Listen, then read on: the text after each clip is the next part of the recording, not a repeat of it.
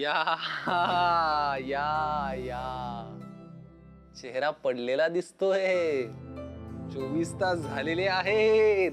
शर्यतीची वेळ संपलेली आहे. पैज हरलेला माणूस माझ्या समोर आलेला आहे. चेहरा कसा लटकलेला आहे. मला फार आनंद झालेला आहे. चला पटकन 2 बोटांपैकी एक बोट पकडा. सांगतो सांगतो सांगतो सांगतो. यातलं पहिलं बोट अशासाठी आहे की आता तू पैज हरलायस, मी जिंकलोय, मग याची रक्कम मी तुझ्याकडनं कॅश मध्ये घ्यायची. हा पहिला ऑप्शन. आणि दुसरा ऑप्शन, काय एखादी छानशी वस्तू तुझ्याकडनं मी वसूल करायची. पण मला फार आनंद झाला ही पैज जिंकल्याचा. तुला माहितीये ही पैज तू हरलायस, मी जिंकलोय. याचा दुसरा अर्थ काय? याचा दुसरा अर्थ असा आहे की तू हे कबूल केलंयस की तुझं नेहावरती प्रेम आहे. क्या बात है, आनंद झालेला आहे मला. मी आता जग्गूला फोन करून सांगणार की जग्गू नाचून मिळालेले, काळजी करायची गरज नाही. क्या बात है, कॉंग्रॅट्स. मी नेहाशी परांजपेबरोबर लग्नासाठी बोललोय.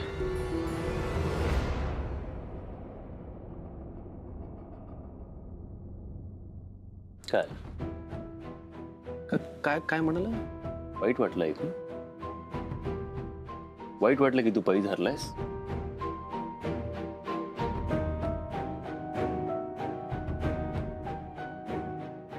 हरलो मी नाही, हरला तू आहेस यश. तुझं डोकं ठिकाणावर. तू काय केलंस हे? एक मित्र म्हणून मला जे बरोबर वाटलं तेच केलं मी. अरे मित्र नंतरच तू एक हट्टी मुलगा आहेस. काय गरज होती सगळं करायची? गरज आहे समीर. नेहाला गरज आहे तिच्या आयुष्यामध्ये एका सोबतीची, आधाराची. परीच्या भविष्यासाठी गरज आहे त्यांना कोणीतरी सांभाळून घेण्याची. आणि म्हणून मी हे सगळं केलं. आणि मला त्याचं अजिबात वाईट वाटत नाही. मग तर काय प्रश्नच मिटला. तुलाच वाईट वाटत नाही म्हटल्यानंतर मग मी का? फार छान. आणि नेहा काय म्हणाली? काही नाही, कुठून निघून गेली. म्हणजे ती काही बोलली नाही? तुझ्या वागण्यावरती, तुझ्या बोलण्यावरती ती काहीही रिॲक्ट झाली नाही. याचा अर्थ तुला कळतोय यश? तिलाही वाईट वाटलं तू हे विचारलंस तिला परांजपे बद्दल, कारण तिला माहितीये मनातून तू तिच्यावरती प्रेम करतोस. आपण हा विषय इथेच थांबूया समीर. तुझ्या भाषेत सांगायचं झालं तर तू पैज हरलायस. So let's stop this here. हो, अच्छा मी पैज हरलोय नाही का आता? पण मग याचा अर्थ तू पैज जिंकलायस ना. मग जिंकल्याचा आनंद कुठे आहे चेहऱ्यावरती? का तुला जिंकल्याचा आनंद नाही झाला? मान्य कर यश की तुला मनामध्ये वाईट वाटतंय, तू हे वागलायस. मान्य कर ना. बस, हा विषय आपण इकडेच थांबूया समीर, प्लीज. ठीक आहे, आपलं ठरल्याप्रमाणे इथून पुढे मी तुला नेहावरनं चिडवणार नाही. मी काही बोलणार नाही. थँक्यू.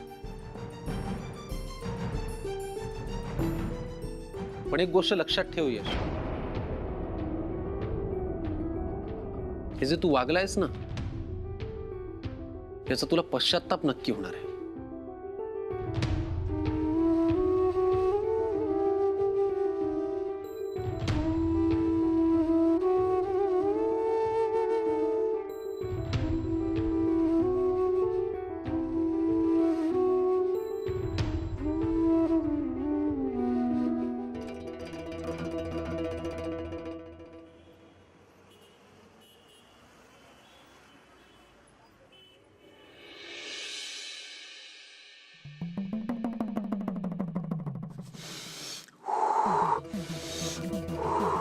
Relax relax Paranjpe. 10वी-12वीच्या रिझल्टच्या वेळी सुद्धा एवढं टेन्शन नव्हतं घेतलं यार. असं काय करताय परांजपे? परीक्षेत जेवढा इंटरेस्ट जास्त तेवढं त्याच्या रिझल्टचं टेन्शन जास्त. स्वाभाविकच आहे. नेहा कामत विषयाच्या परीक्षेतच तुम्हाला इंटरेस्ट एवढा आहे की रिझल्टचं टेन्शन तर येणारच. बरोबर, तेही बरोबर आहे. आता वेळ झालेलीच. कुठल्याही क्षणी एक्झाम पेपर येतच असेल. आलाच नेहाजी. नेहा, मला असं वाटतं की तू पुन्हा एकदा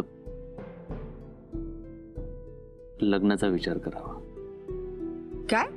मला असंही वाटतं की तुझ्यासाठी परांजपे योग्य पर्याय आहे. या ना, या बसा प्लीज.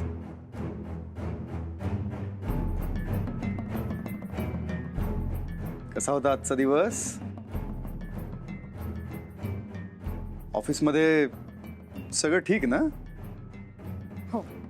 खरं सांगतो तुम्हाला, तुम्ही ऑफिसमध्ये आल्यात ना, हे वातावरण एकदम उत्साहाचं होतं.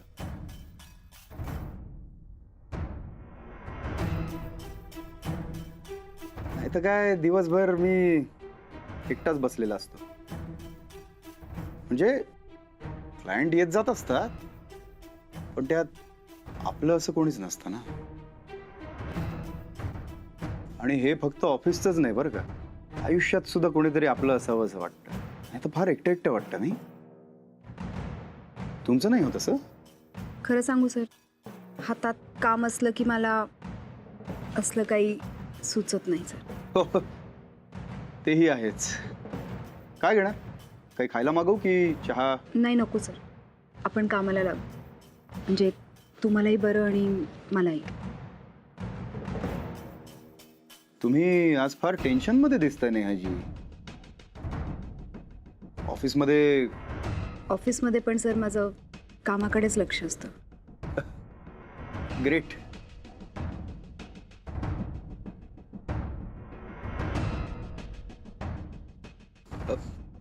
मी जरा आलोच.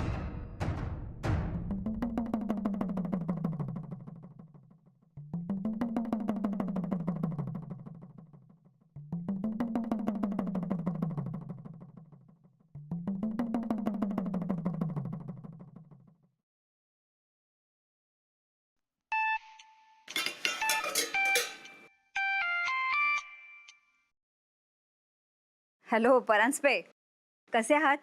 काकू, हा प्रश्न मी तुम्हाला विचारायला हवा. मी तुमची काळजी घ्यायला हवी की नाही? कशा आहात तुम्ही? काका कसे आहेत? आम्ही ठीक आहोत. आता कसं कसं आहे, घरातली वडीलधारी मंडळी व्यवस्थित असली ना की सगळं कसं व्यवस्थित असतं, है ना? खरंच किती चांगले विचार आहेत तुमचे. अगदी आधार वाटतो हो. आता मला आधार वाटेल असं तू बोल म्हातारे. नाहीतर आम्हा म्हाताऱ्यांना कोण विचारतंय? हो काकू, असं का बोलताय? मी आहे ना. खरंच तुम्हाला सगळं सांगू तरी शकते.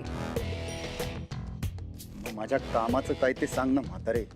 अहो तुम्हाला सांगू का, ह्यांची मला अलीकडे इतकी काळजी वाटते ना, त्यांचा विसरभोळेपणा दिवसेंदिवस वाढतच चाललाय हो.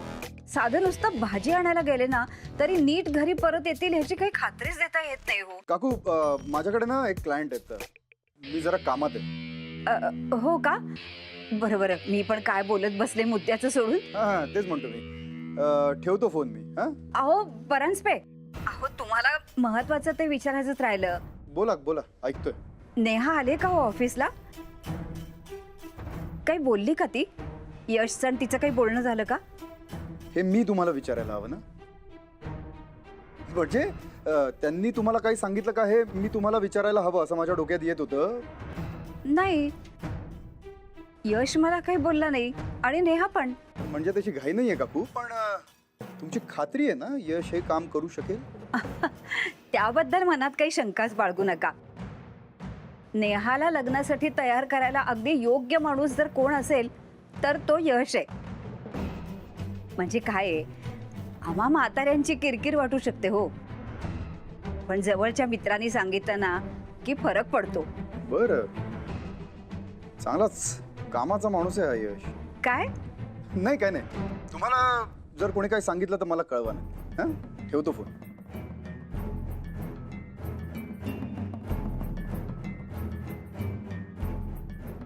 या यशला जरा स्पेशल ट्रीटमेंट दिली पाहिजे.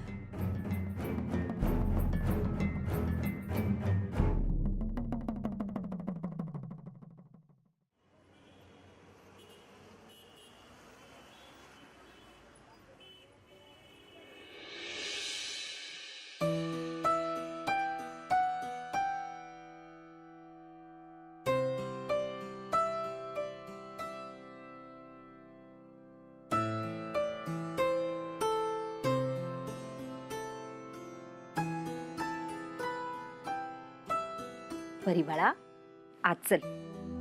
अगं दारात बसून का आई लवकर येणार आहे? चल आज चल. असं हट्टीपणा नाही करायचा बाळा. हा चल आज चल.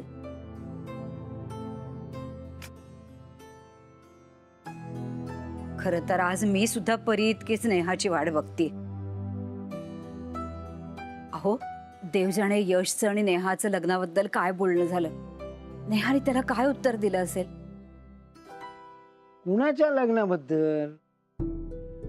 कोण कोणाशी काय बोलणार आहे? अरे देवा, तुमच्या या विसरण्याचं ना मला आता टेन्शनच यायला लागलंय. अहो आपणच नाही का यशला जबाबदारी दिली होती नेहाशी लग्नाबद्दल बोलण्याची, परांजपेन बरोबर. अच्छा अच्छा अच्छा, त्याच्याबद्दल बोलतेस होय. मग काय झालं त्याचं पुढे? तेच तर आता नेहा आल्याशिवाय काही कळत नाहीये ना, म्हणून तर मी तिची वाट बघतेय. अगं बाई, मला वाटलंच होतं ही इथे झोपणार म्हणून. चल चला बाळा, आज जाऊया आपण झोपायला.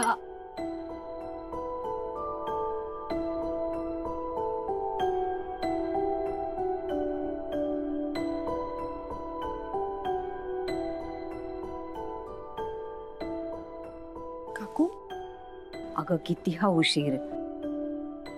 तुझी वाट बघून बघून शेवटी झोपली ती. जेवली पण नाहीये नीट. मी तिला घरी जाऊन काहीतरी जेव घालते.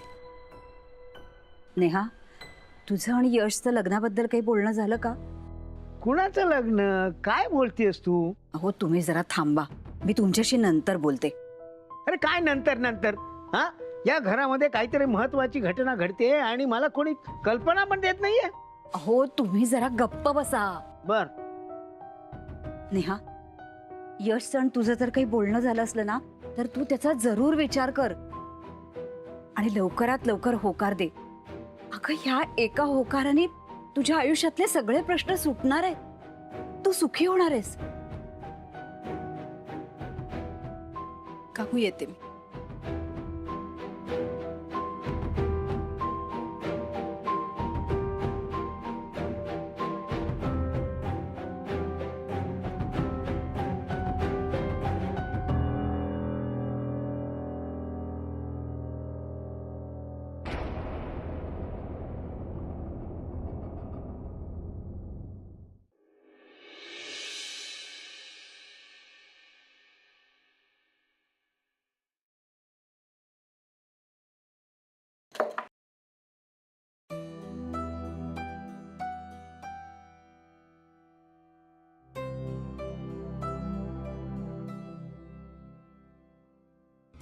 काल रात्री पूर्ण प्रोजेक्ट संपलं नाही का? काल रात्रीनं डिंक संपला. संध्याकाळी मी तुला कंप्लीट करून देईन. हा, माझे टीचर ओरडतात मला. त्या ओरडल्या तर मी त्यांना सांगेन आमच्या परीला 1 दिवसाची अजून मुदत द्या. फोन करीन मी त्यांना. नक्की करशील का फोन? हो बाळा, नक्की करीन, प्रॉमिस. बाळा, तुझ्या आईने तुला प्रॉमिस केलं होतं की सगळं प्रोजेक्ट तुझं ती कंप्लीट करून देईल, पण ती नाही करू शकली बाळा. माझं बाळ इतकं शहाण आहे ना, की ती मला समजून घे. उद्या कंप्लीट करून दे ना बाळा.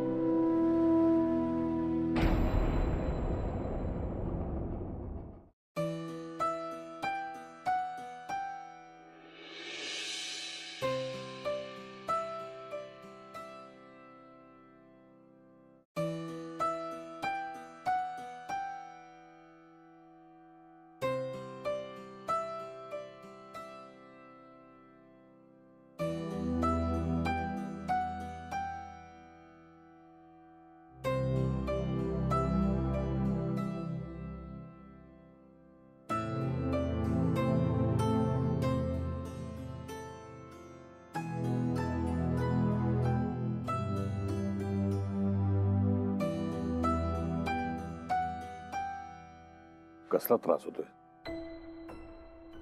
आजोबा तुम्ही कधी आलात? सॉरी, मी बघितलंच नाही. ते महत्वाचं नाही, त्रास कसला होतोय? मला त्रास नाही, कसलाच नाही. असं का विचारताय? नक्की? हो. तुला माझी आठवण सांगतो. माझ्या वडिलांकडे म्हणजे तुझ्या पणजोबांकडे एक वैद्य यायचे. त्यांना ना समोरचा चेहरा बघितला की लगेच कळायचं ह्याला माणसाला काय त्रास आहे. मग ते रिपोर्ट्स वगैरे लॅब वगैरे असलं काही भानगड, एक्सरे वगैरे असलं काही नव्हतं. चेहरा बघितला की डोक्यात रिपोर्ट तयार. पण तुम्ही हे सगळं मला आत्ता का सांगताय? घरात वय वाढलेला माणूस असतो ना, हा एखाद्या वैद्यासारखा असतो. त्याला बरोबर कळतं घरातल्या माणसाला काय त्रास आहे.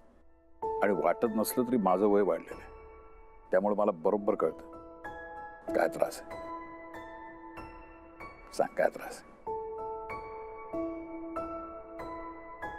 आजोबा, एखाद्याचं भलं व्हावं म्हणून त्याची मदत करत असताना आपल्याला जर हवा तसा आनंद होत नसेल तर आपलं काही चुकतंय का? मुळात तू हे ठरव की तू तुझ्या आनंदासाठी मदत करतोयस का समोरच्याचं भलं व्हावं म्हणून मदत करतोयस. समोरच्याचं भलं व्हावं म्हणून?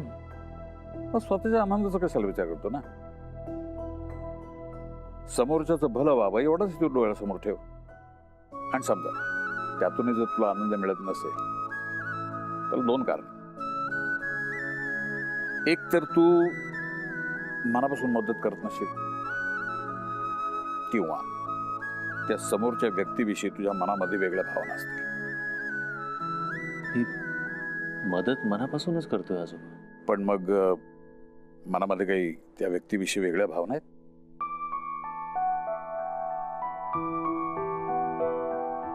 नाही नाही, असं काही नाहीये. नक्की? हो, मला कळतंय तुम्हाला काय बोलायचंय ते. ठीक आहे, त्रास करून घेऊ नकोस आणि असं अंधारात बसू नकोस. तू झोपायला जातोय आणि तू जागू नकोस.